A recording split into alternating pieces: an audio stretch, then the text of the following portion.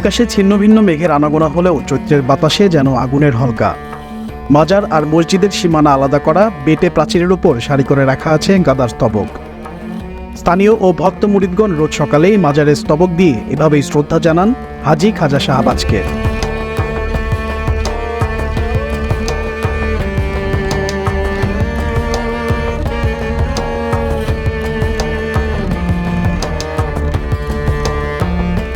হাজী খাজা শাহবাজ এখন সকলের কাছে পীর হিসেবে পরিচিত হলেও তিনি ছিলেন মূলত ব্যবসায়ী। তার নির্মিত ৩ গম্বুজ বিশিষ্ট দৃষ্টিনন্দন মসজিদটির জন্যই এখনো মুছে যায়নি তার নাম। মসজিদটির নামকরণ করা হয়েছে তারই নামে।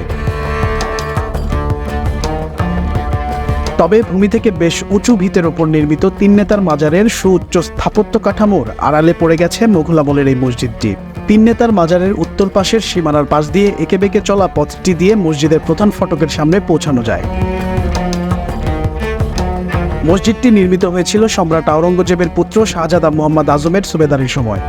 মসজিদের শিলালিপিতে উল্লেখ করা হিজরি সন মোতাবেক এই পবিত্র ঘরটি নির্মাণ করা হয়েছিল ১৬৭৯ খ্রিস্টাব্দে।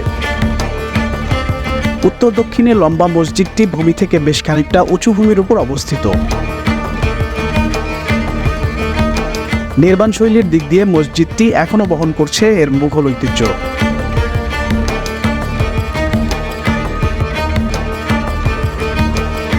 তবে দীর্ঘদিন সংস্কার না করায় মলিন হয়েছে মসজিদের চেহারা।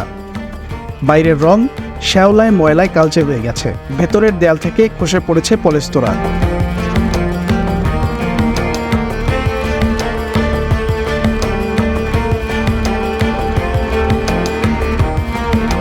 সঠিক রক্ষণাবেক্ষণের মাধ্যমে মুঘল আমলের এই স্থাপনাটি সংরক্ষণে এখনই উদ্যোগ নিতে হবে সংশ্লিষ্টদের।